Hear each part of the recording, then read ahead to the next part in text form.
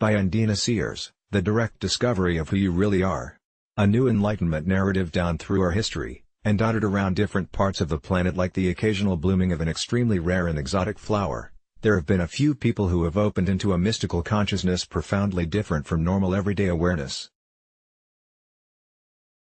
The Buddha, Jesus Christ, Lao Tzu and the Prophet Muhammad are some examples of such people who underwent a profound and radical alteration in perception, and in doing so discovered that the true nature of reality,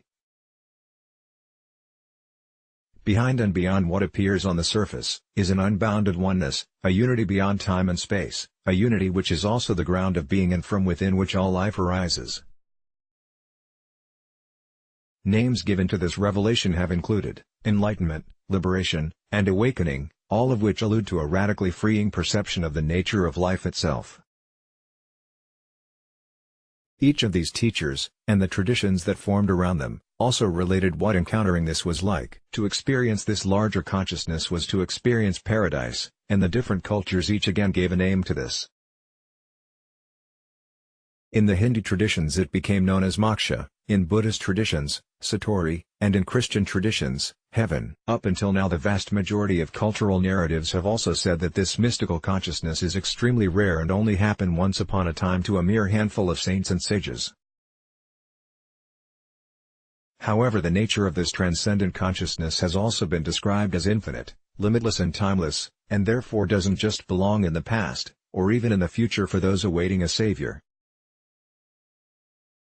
This liberation, this freedom, is alive within each of us, right here and right now, but this is not what we have generally been taught about ourselves so far, and it is now time for a more comprehensive narrative, and a new one is beginning to ring out. The new narrative says that we are no longer limited to looking over our shoulder at those who have gone before us in order to get a hint at our true nature. No longer do we have to stand with one foot in the past and rely on ancient texts to describe something that can seem like a myth, and especially no longer do we have to rely totally on belief, faith or dogma.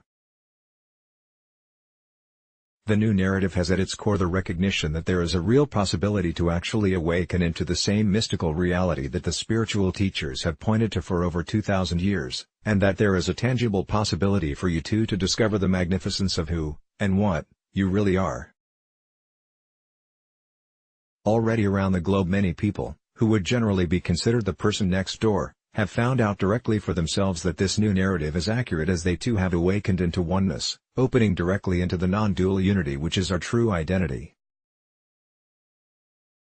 After such awakenings, more and more people are also now sharing this, and pointing not only to our underlying unity but also pointing out that the nature of this unity is a love that is beyond bounds.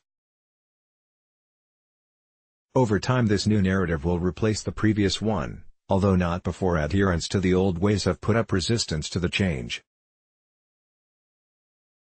But with each person that opens into our true divine nature, the mystical one source of all life, and also awakens into the multiple aspects of our human nature, we will each become more and more able to take a radically new step in our evolution and begin to be able to at last co-create a very new world, one with unity and love as its foundation. Let's block ads.